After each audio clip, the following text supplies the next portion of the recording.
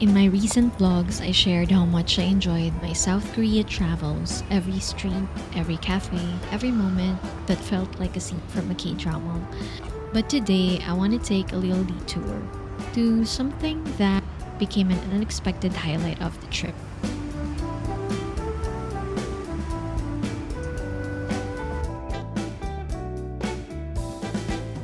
While I was in Busan, I made sure to visit ZMillennial.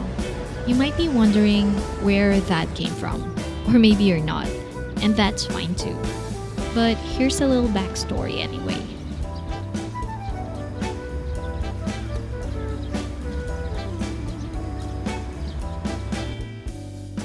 I wasn't always a fan. I didn't watch their videos, I didn't know their names, I didn't even know how many of them there were. But sometime after the pandemic, something shifted. We were driving one afternoon and I remember passing by a McDonald's with this big purple banner that said something like BTS meal available here. I didn't think much of it, just another collab I thought. But the curious cat in me couldn't let it go.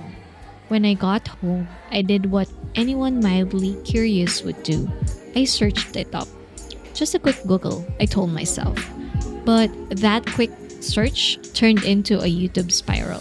One video became 2, then 3, then suddenly I was watching dance practices, interviews, and comeback performances at 2 in the morning. It was like I stumbled into this whole world that had been there all along. I just never paused long enough to see it. So I had to know them. I just had to. Their names, their story, how it all began. I even found myself analyzing their lyrics like I was doing homework. Spring Day and Life Goes On hit me right away. There was something comforting and honest about it, like a soft reminder that things move, heal, and return in time.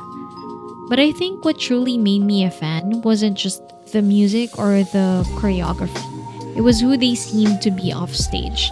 I mean, I don't know them personally, obviously. But sometimes, you just get a gut feeling about people.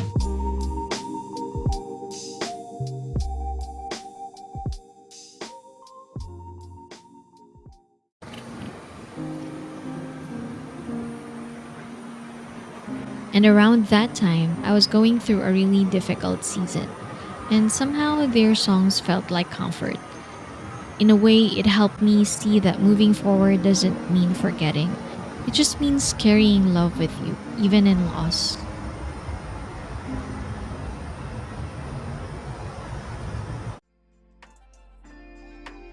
What started as a quiet comfort slowly grew into something more. Their music didn't just help me heal, it gently nudged me to find connection again in small but meaningful ways. I found myself looking for BTS themed cafes, pop-ups, and events. Anywhere I could feel that sense of familiarity and shared love. It felt like being part of something bigger, even in silence, like finding people who understood without having to explain a thing.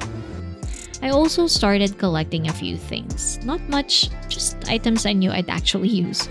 Jimin's hoodie, Jin's pajamas, and of course, the light stick. I still use it when I watch their concerts online.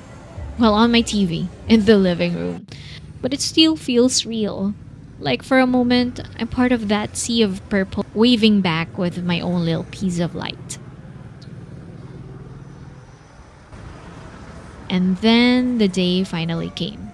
I found myself standing in front of ZMillennial, formerly known as Magnate, Jimin's dad's cafe in Busan. The name change happened due to trademark issues, but the essence of the place remained the same. It felt a bit surreal, honestly, not just because it was beautifully designed or had great coffee, but because it was real. I was actually there, sitting inside, sipping my drink, and quietly taking it all in. Walking into ZMillennial felt like stepping into a space that was both cool and cozy. The cafe used to be a textile factory, so it still has that open, airy feel, with high ceilings, brick walls, and big windows that let in lots of natural light. All around this space were flowers, gifts, and handwritten notes from fans, each one a quiet testament to the love people carry for BTS and Jimin.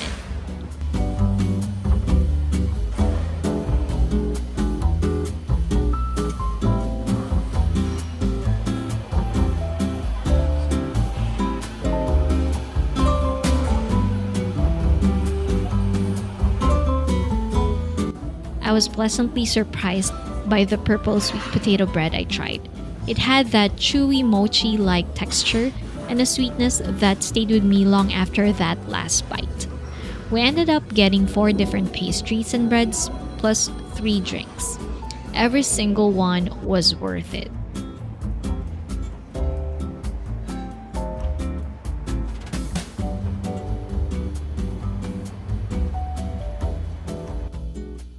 Before we left, I picked up a souvenir for myself, a cute beanie from ZMillennial's merch line. They also sell hoodies, tumblers, mugs, even necklaces, but I knew I'd wear that beanie and remember this place. We stayed at the cafe for about an hour, maybe more. It has a large seating capacity and somehow still feels cozy. Even on a weekday, there were a number of people. Friends chatting, solo visitors exploring the portraits, foreigners taking pictures, and even a few students quietly studying in the corners. The big glass windows on the side let in so much light and a peek at the greens outside.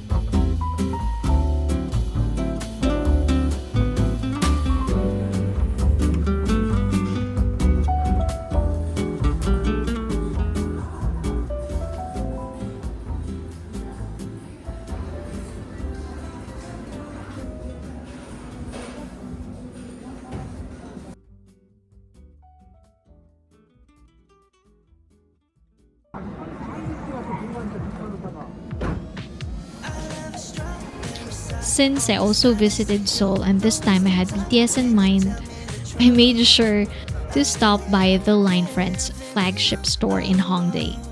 It honestly felt like a dream.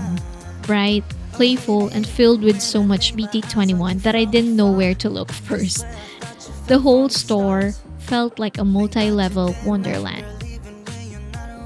The ground floor is home to the classic Line Friends characters, but once you head upstairs, it's pure BT21 magic. Every character is there, in every form you can think of. Plushies, accessories, clothes, even tiny keychains. The colors, the displays, the vibe. It's the kind of place that pulls you in and makes you smile, whether you're a longtime fan or just getting to know them. These small things became quite keepsakes from a day that meant more than I expected. A moment that started from simple curiosity and somehow turned into something deeply comforting and unexpectedly meaningful.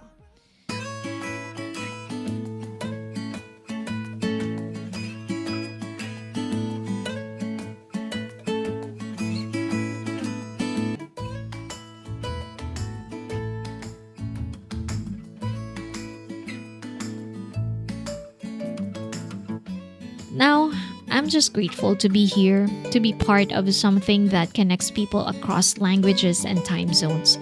There's a line from their song Spring Day that says, "The morning will come again, no darkness, no season can last forever." And in that warmth, I found more than just a song. I found peace.